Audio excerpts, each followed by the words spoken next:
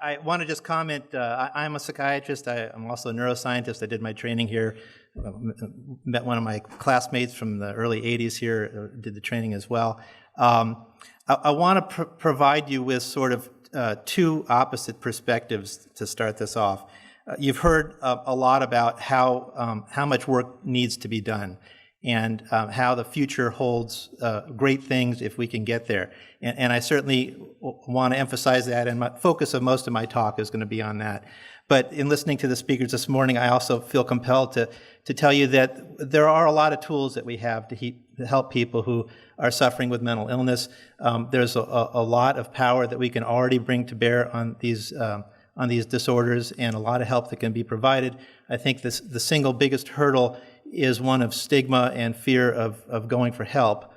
And if you only get the message here that you know we don't know what we're doing yet, and we're too clumsy, and our drugs don't work, and our therapies don't work, I don't want that to be the message you take away, because it adds to the impediment, reasons to not go for help. I think what we need to understand is that there is a lot we can do, and there are a lot of reasons to go for help. If you have a family member who needs it, I want that to be a message you take home as well. But now I'm going to switch gears here and focus on what the future is going to bring. But I'm going to do that by starting to tell you about where we've come from, and that is to give you a brief history of psychiatric diagnostics and medications, and focus on another topic that Danny raised, that of disinhibition, and to give you a sense, a snippet of how our field approaches a group of disorders that share a common link in a failure to shut off information, and I'll explain that in a little bit. But those types of disorders have taught us a lot about brain circuitry, which is one of the key themes of this morning's talks. And then I'll talk about some of the sort of future therapies that are aimed to normalize or help regulate brain circuitry in therapies that we call neuromodulation, and give you some insights into how those therapies are being applied in the domains of mental illness, and talk about what the future will hold in that area. So, brief history. One slide for all you need to know about the history of psychiatry. Psychiatry has advanced really via bad events. And the classic bad event that I teach my students about, which has really propelled psychiatry to where it was over the last 30 or 40 years, was World War II. Hundreds of thousands, millions of 18 to 24-year-olds, and that's an age of risk, a transitional age when the brain is particularly vulnerable, and an age for the onset, first manifestations of many forms of psychopathology, and expose those 18 to 25-year-olds to a major stressor. And we now understand that major stressors are important factors in precipitating mental illness via complex cascades of chemicals in the brain. And those individuals then came back to the United States with a card that gave them access to health care. And they showed up in droves, manifesting all sorts of severe psychiatric syndromes. All we had in those days were the tools of clinical assessment, and the clinical assessment was to identify symptoms. And those symptoms that were being manifested really was all that people were going by. And individuals who were depressed got put in this room at a VA facility. Individuals who were hearing voices got put in that room. Individuals who were having flashbacks, severe nightmares, were put in this room. And over time, they were watched. When the ones who were depressed stopped being depressed and started hearing voices, they get moved down to this room, and they got shuffled around. And really, as clinicians gained expertise in these areas, that sorting process has been an iterative one, and has become more and more sophisticated. But these symptoms were studied and categorized based on finding them, putting them into clusters, identifying which ones got better or not. In some cases, medications were tried against different groups of symptoms. But the key thing is that over time, the symptom clusters that stuck together and predicted outcome were given names, and these names we call them disorders in psychiatry. We studied them in terms of their underlying biology. We taught students how to treat them, but it was all based on groups of symptoms. Periodically, people would get together. They would review the data on how those clusters stuck together or not, whether treatments worked or not, whether they were heritable within families or not. Sometimes the diagnostic criteria were modified or fine-tuned, but that's been the major process driving modern psychiatry.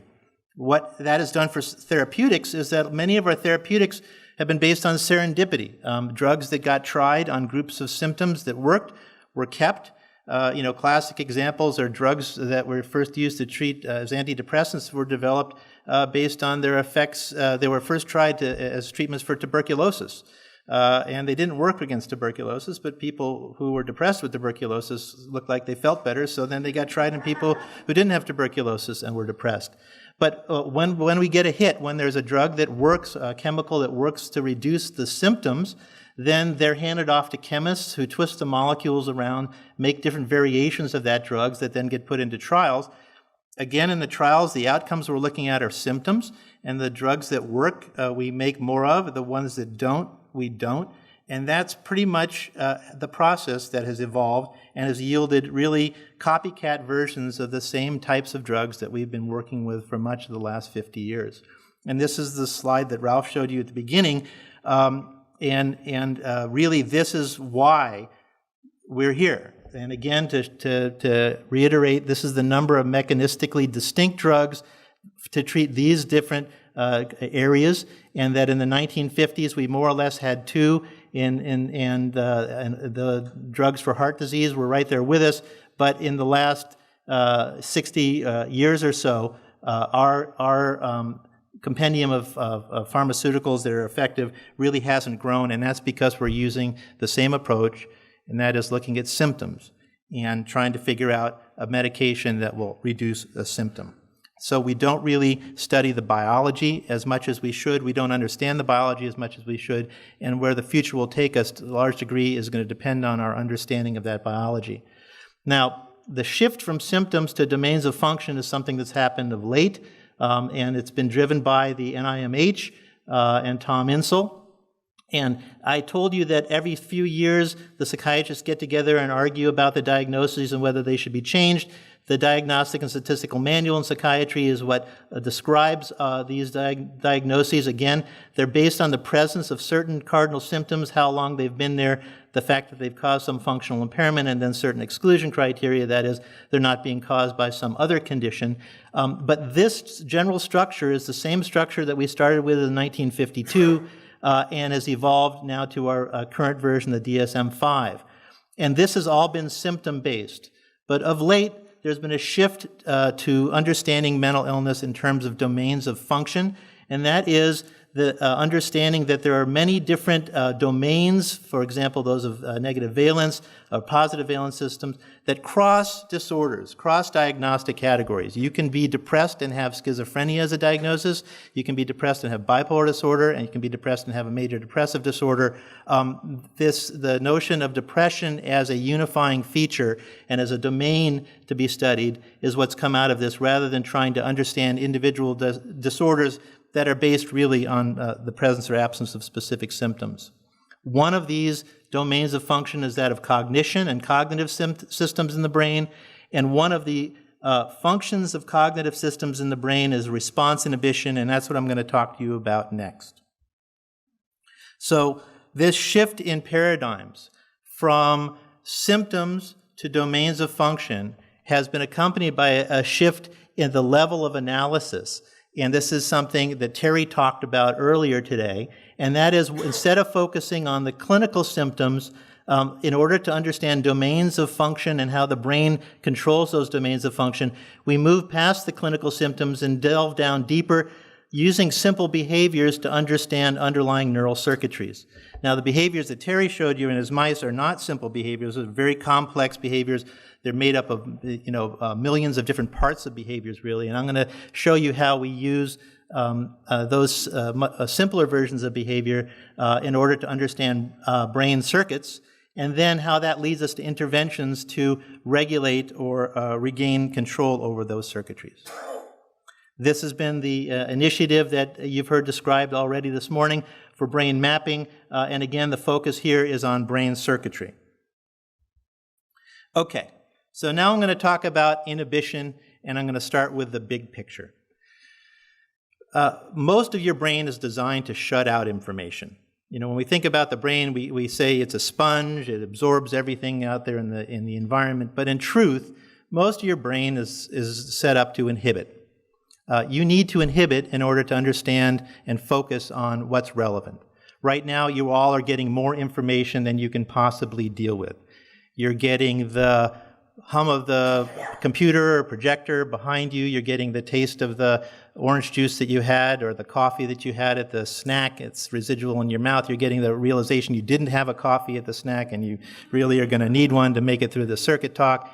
You're getting the pressure of the chair up against your back and the tightness of your shoe on your foot. And yet you're able to shut out or inhibit, or we use the term gate, all of that information so that you can focus on the only thing meaningful that's happening in your life right now, which is listening to what I'm telling you. And your ability to do that, for better or worse, determines how well you're able to navigate through the world. And people who can't do that well have a whole variety of problems, most of which are manifested as psychiatric or neurologic disorders. And I'm going to tell you about that today. So Tourette patients tell us they can't inhibit. We know they can't inhibit, not because of the movements or sounds that they're making, which is part of the obvious phenotype in people with Tourette syndrome, but because of the sensations that they tell us about. And this is a quote from a patient with Tourette's who says, "It's like a sneeze that keeps building or an itch that won't go away. The tag on the back of your shirt, the sensation up against your skin, it's maddening. It builds and builds and builds until you have to tick. You have a tick, and that releases that discomfort, that sensation of discomfort. It then builds and builds and builds over again. What you see here is a map, a body map of what we call premonitory urges, or now called sensory tics, of simply 100 consecutive Tourette patients who come through came to the clinic at the Yale Child Study Center. And what you're seeing here essentially is the visual representation, the geographic representation on the body of where these pressures or sensations build. There's an inability to shut out sensory information that's actually driving this disorder. We see the symptoms, the sounds and the movements that they make, but really the underlying biology of Tourette's is much closer to that of a failure to inhibit unwanted sensations. Patients with obsessive-compulsive disorder tell us that they can't shut out unwanted images and thoughts. The image I have is my mother. When I'd hug her, her head would fall off, the most graphic image, sort of, the head falling off, the blood spurting from the trunk of the neck, this head rolling on the ground with this Edvard Munch scream expression. This is information that nobody wants to have at a conscious level. And people with obsessive-compulsive disorder can't shut that information out. It then gets manifested by behaviors that they use in order to reduce the anxiety created by those obsessions. And what we see in people with obsessive-compulsive disorder is them checking, cleaning, washing, organizing, putting into order. Those are the symptoms, but they don't really reflect the underlying biology, which is the inability to shut out unwanted thoughts or images. People with schizophrenia tell us that they can't shut out unwanted sensations or sensory images. This is a quote from McGee and Chapman's seminal work in 1961. This is the quote 40 years later from Greg Light and Dave Braff's group, my collaborators. Patients with schizophrenia can't shut out unwanted sensory information. So there's a group of disorders that at the level of the symptoms are a manifestation of a failure of inhibition, inability to shut out unwanted movements, sensations, or thoughts. But this level of analysis isn't satisfactory for understanding the biology or for developing new therapeutics. So how do we understand inhibitory deficits and brain disorders at the level of their neurocircuitry? And the good news is that inhibition is hardwired in the brain. It's across many different levels of analysis that we can study in the laboratory. We can detect inhibition. We can detect inhibition in a number of different ways and at various different windows of time. And Terry talked about different temporal resolution windows for different actions within the nervous system. And there are many different things that we can measure in the laboratory. And I won't go through all of these. I'm going to focus on this one here, pre-pulse inhibition, where we can deliver one stimulus and understand the brain's emphasis on that stimulus or decision of whether that stimulus is relevant or not by its ability to shut out information that arrives right after that stimulus. So the brain allocates resources to information just until it figures out if it's relevant or not. And if it's not relevant, it dismisses it. But for a brief period of time, your brain has to think about it. And when I say think, that's not the actual process that goes on, because we're talking about a couple of milliseconds at a time. But there'll be a period of time after a stimulus arrives in your brain when everything else gets shut off until your brain figures out if this is something that it should pay attention to or not. And we can measure that period of inhibition in a variety of different ways. One is called pre-pulse inhibition. In pre-pulse inhibition, you're measuring a reflex response, in this case an eye blink. And what you see here is the electrical discharge of the orbicularis oculi, that's the muscle that surrounds the eye, in response to an intense stimulus. That stimulus would be like the sound of a gunshot. And in fact, some of the earlier studies that were done with this reflex were done by discharging a gun behind the subject's head. We can't get the IRB to approve those studies anymore. What you see here in this large response of the nervous system to this loud, intense stimulus is the startle reflex. And in the black area is the response to an identical stimulus. Exact same stimulus. The only difference between the stimulus that elicited this little response and this big response is that this stimulus was preceded 100 milliseconds earlier by a very weak click. That click got into the brain shut off its responses for about a 20 millisecond period, and during that time, anything else that arrived, including this very robust, intense sound, didn't do anything. And that difference, if you subtract the black area from the white area here, that large difference is the amount of inhibition that that person's brain was able to generate in response to that click.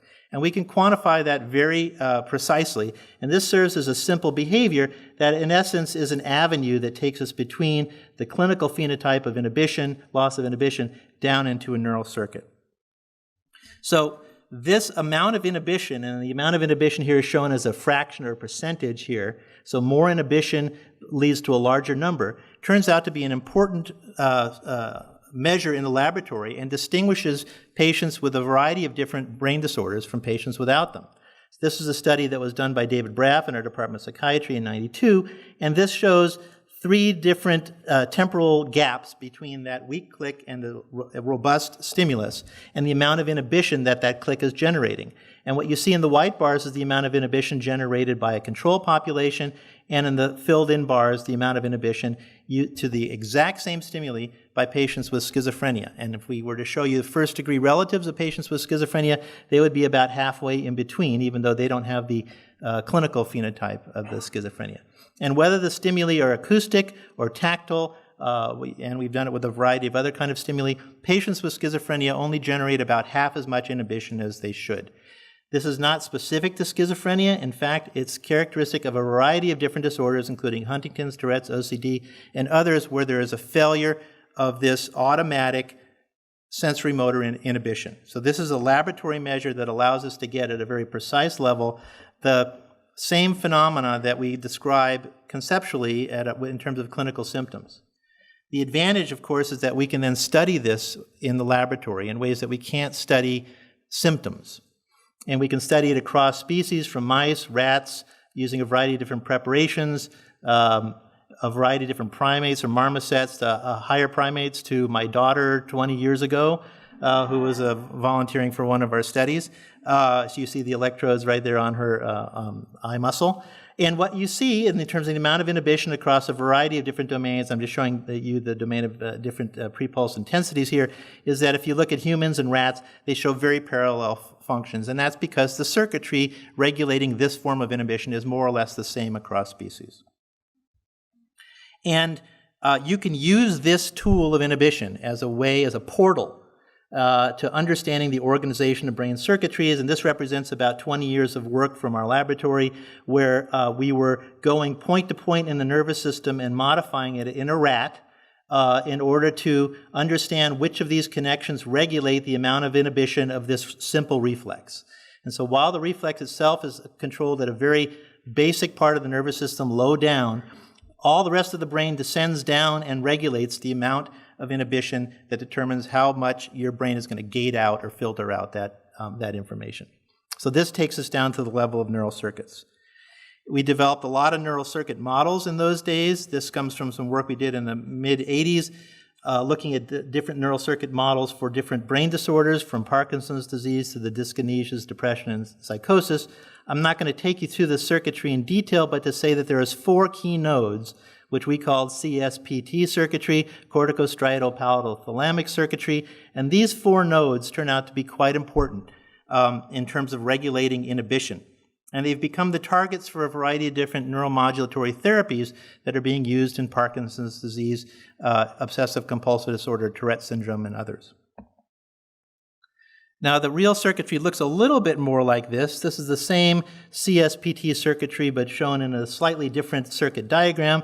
Again, information leaves the top of the brain, the cerebral cortex, and descends down through lower circuitry whose job it is to filter out or gate the irrelevant information, take what's relevant, spit it back up to the cortex, and then that reverberating loop iteratively leads to a cleaner, less jumbled forms of information.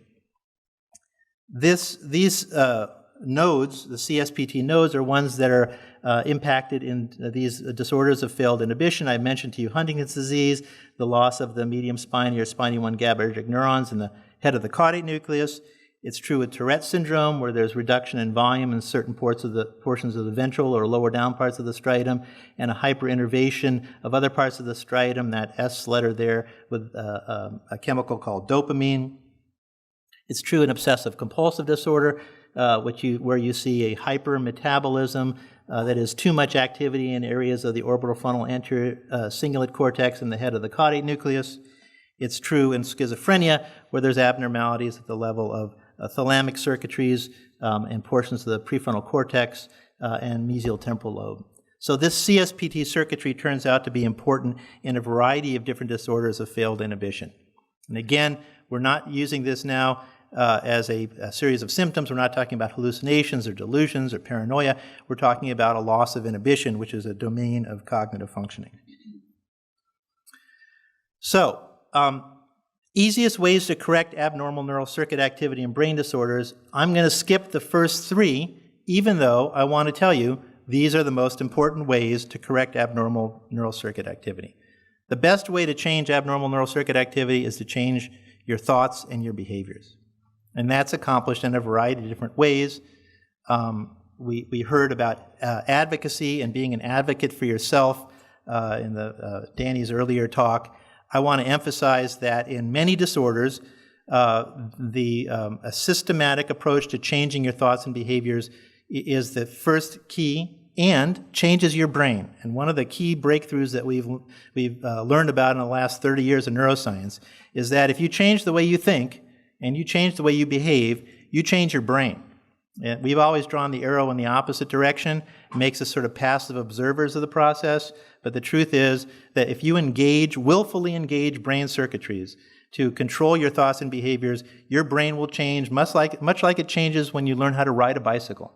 No one wakes up in the morning before they know how to ride a bicycle and swings their feet around in a circle and does this with their hands and says, okay, now I can ride a bicycle. You have to get on, you practice, you have to do it with repetition, you have to do it with consistency, and your brain will then change. You'll develop coordination and motor capacities that you didn't have before, and it doesn't come from your liver and it doesn't come from your kidneys, it comes from your brain. The same is true in psychopathology, up to a point, obviously, and what I'll be talking about today are the extreme cases, really people who can't benefit because of the severity of their illness or the nature of the circuits that are involved, can't benefit completely from these types of cognitive and behavioral interventions or even medication and other approaches to changing brain chemicals like nutrition and sleep adjustments. And I'm going to focus instead on the topic that of this symposium today, which has to do with higher technological approaches and talking about neuromodulation. So, there are a number of different forms of neuromodulation that are applied in psychopathology. To this point, almost exclusively are approved for other conditions like Parkinson's disease, but are being used experimentally, investigationally in psychopathology, and some of them are being used clinically, and I'll talk to you about some of the work being done here at UCSD with some of these forms of neuromodulation. You've heard about deep brain stimulation, been shown a picture, you'll see a couple more. You haven't heard as much about using a magnetic stimulation to change brain activity or direct current stimulation to the scalp to change electrical activity in the brain. There are others like vagal nerve stimulation that I'm not going to have time to cover today, but there are a variety of other technologies that are being applied with the sole purpose of changing neural circuit function in the service of domains of function like inhibition. So I'll start with Tourette syndrome. Some of you, or many of you, may be familiar with Tourette's. It's a disorder that has been increasingly well understood over the last 15 to 20 years, but was really a mystery to many of us before that. People with Tourette syndrome exhibit tics. Tics are unwanted movements or sounds. If it's a motor tic, it's a movement. If it's a sound, it's a phonic tic. That's really a distinction that probably is not terribly relevant in terms of the underlying biology, but again, this was described as a series of symptoms. So if you could see it, it was a motor tic. If you could hear it, it was a phonic tic. Really, phonic tics are caused by a contraction of a muscle, which is your diaphragm, so really phonic tics are motor tics, but from a symptomatic standpoint, that's how they were described. And then these individuals experience sensory tics, which I showed you earlier as premonitory urges.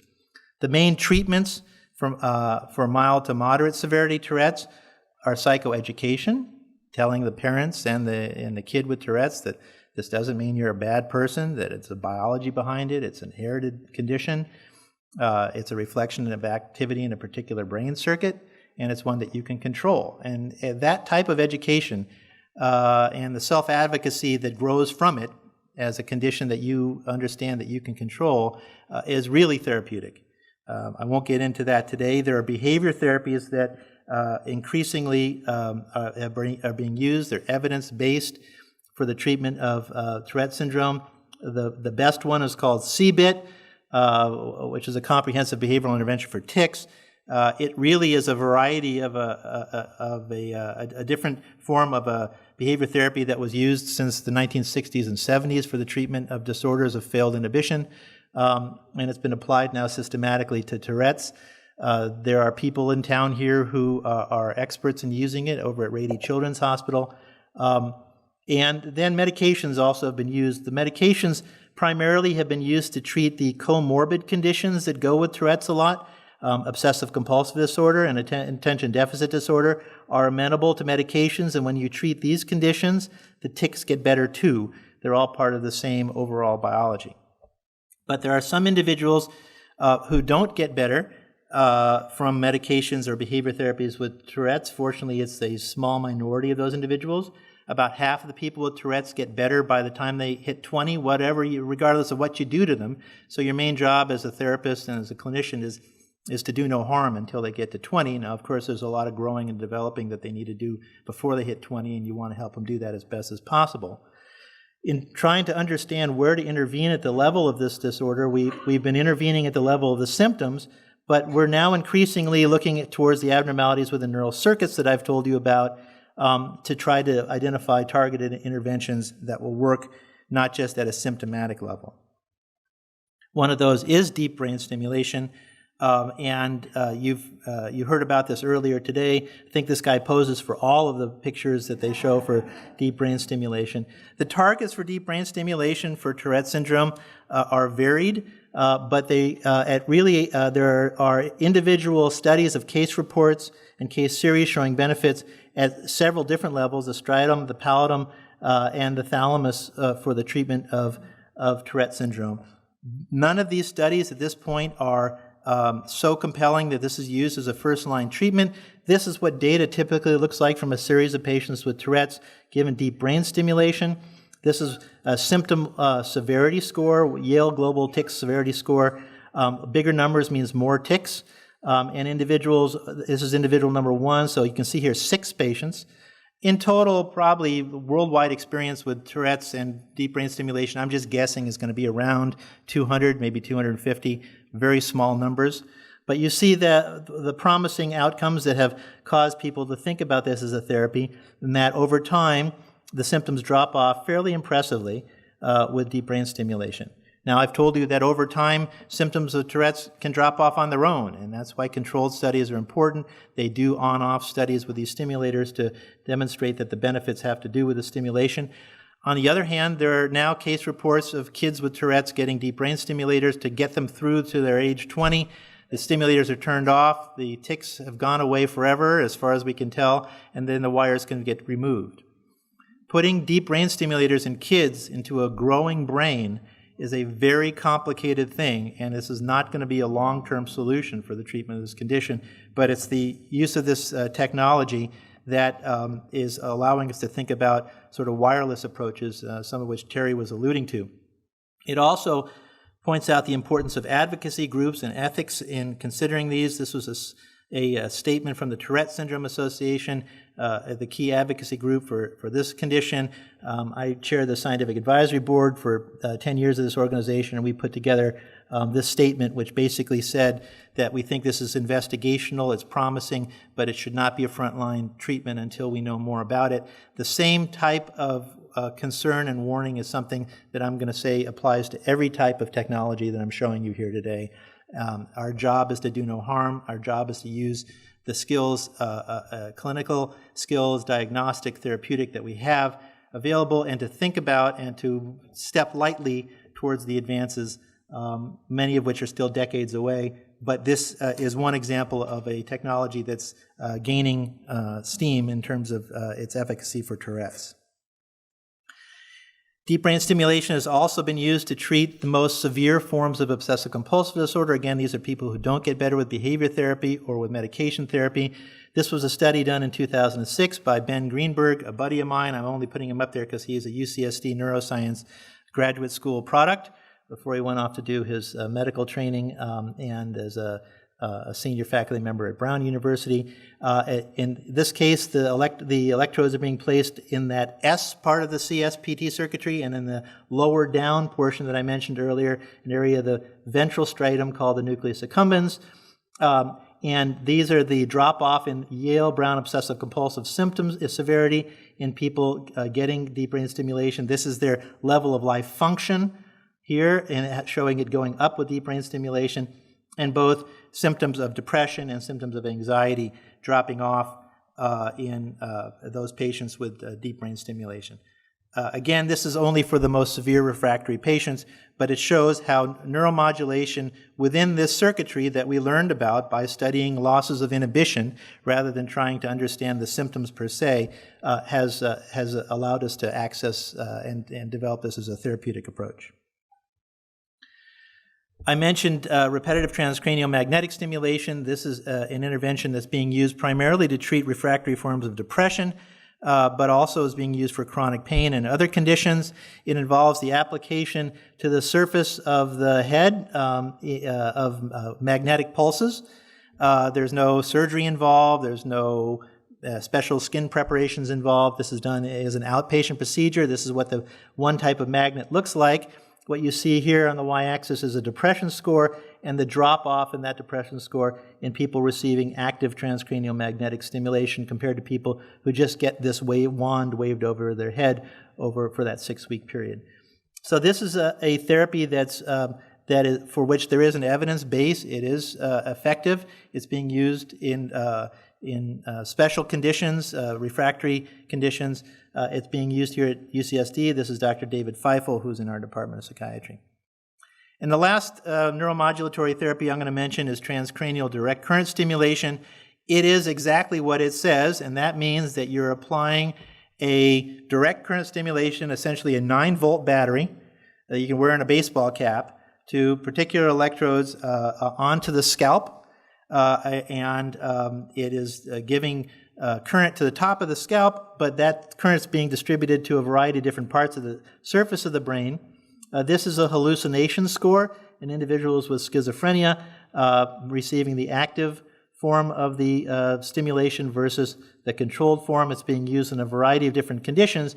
I put video gaming down here not because it's a condition that we treat, but I think those of you who believe that effective interventions should be, that the one measure of efficacy is how popular they are in the real world. video gamers have taken this approach, and if the internet is full of instructions of how to develop your own 9-volt TDCS unit, and all the kids who are making them are beating their friends in their video games, and so the popularity of this intervention is well exceeding its clinical use, and that's something actually to be more worried about than happy about, but it lets you know that something's working. So 1,500 years ago, everybody knew the Earth was the center of the universe. 500 years ago, everybody knew the Earth was flat. 15 minutes ago, you knew that people were alone on this planet. Imagine what you'll know tomorrow. This is Agent K, Tommy Lee Jones from Men in Black. And so the question is, what will we know tomorrow? I'm just going to give you 2 quick examples of future directions: computer-based interfaces and EEG-based biomarkers. So we're using computers for therapeutics. This is the gaming data. I won't go through today, but people are actually studying this video game stuff. But we're using computers and video monitors for therapeutics in ways that we never really knew we would.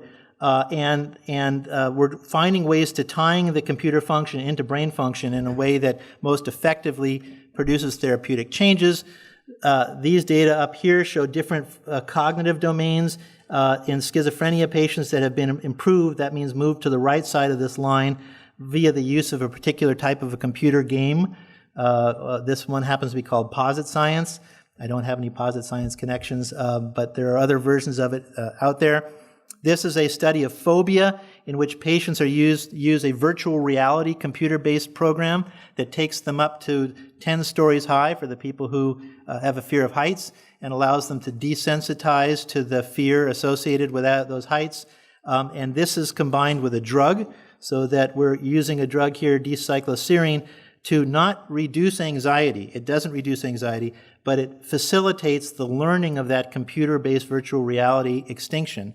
So you're combining a drug's ability to enhance learning of extinction with a computer program's ability to provide extinction opportunities to the patient. And that combination is really the wave of the future in many forms of psychotherapy. The last slide I'll tell you is about biomarker predictors. One of the key things we're finding now is that rather than using symptoms to cluster these patients into different rooms, we need to come up with brain measures that essentially compartmentalize these patients into to different groups that are going to be sensitive to or not sensitive to the effects of a particular intervention.